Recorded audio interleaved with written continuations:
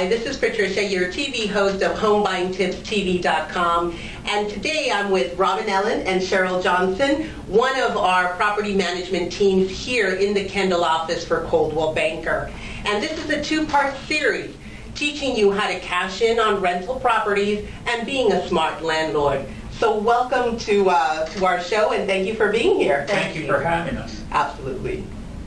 So let's talk about what's going on with the rental prices here in Miami, because we hear the statistics that nationwide it's more affordable to purchase a property than to rent. But I want to hear directly from you guys, since this is what you do.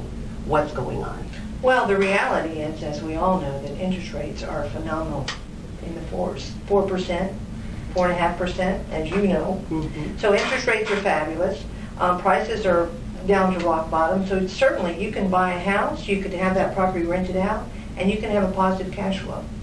And that hasn't happened for many, many years. Right. Why do you think rental prices have been going up recently?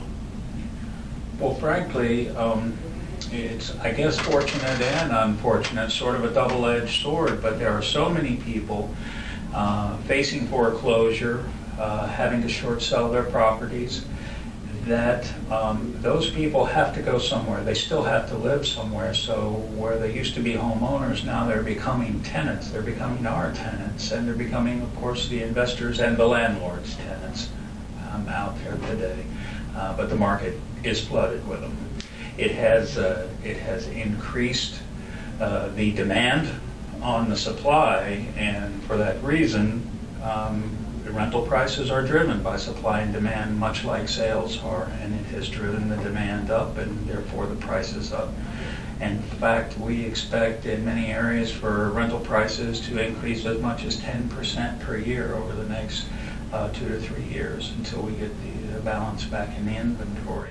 And so for someone that is a landlord, you touched on it a little bit earlier, now there's a positive cash flow that landlord is going to be receiving because now there's a higher rental price. One of the things that, in fact, we're finding in this market is the real investors have come back to the market finally. Mm-hmm. It's all about the math for the investors. Mm-hmm. And indeed, the math is now working. Prices have come down, interest rates are down, where not only are there real investors that are borrowing, there are plenty of cash investors in the market, as well as foreign investors that are double dipping, if you will, in that the exchange rate on the dollar is extremely favorable, yeah. In addition to the fact that market prices are low enough to make it make sense. In many cases, even with association fees, mm-hmm. They're able to positively cash flow. And you're able to help that investor purchase and then, of course, manage the property. So you're not limited to just managing the property. You can help them find the property and negotiate the contract. And help them sell it when it's time to sell it. And help them sell it when it's time to sell it. That's true. Full service real estate. That's what it's all about, full service.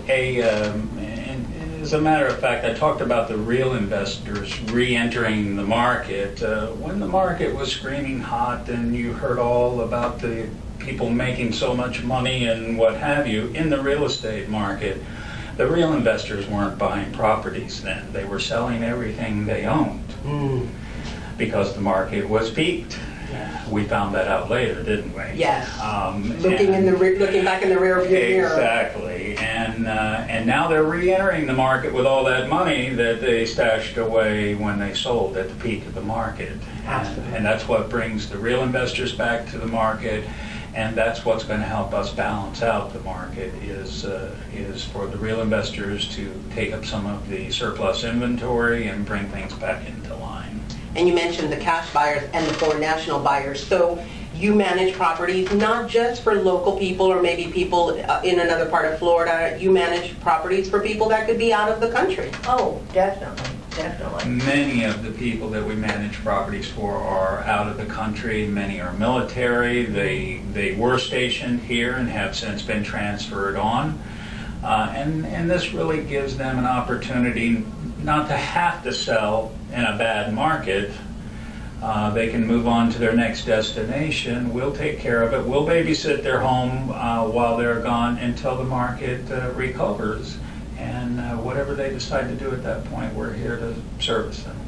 And I'm glad you mentioned that. That was actually going to be my next question, is this now gives a seller or a homeowner that has maybe a relocation situation that they could be forced to sell. Now they don't have to. They have this other option. They can reach out to you and you can work out the numbers for them, and they now have a choice. Instead of having a fire sale and losing right now, they can put that off. Absolutely. Of course, many sellers are in a situation where helping them sell is the only answer.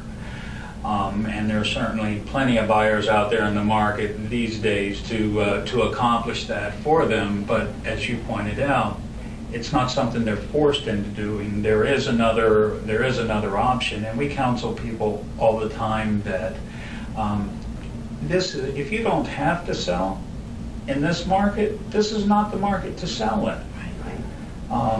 That may not seem to be very self-serving, but it's the right answer for our customers. And so this does give them an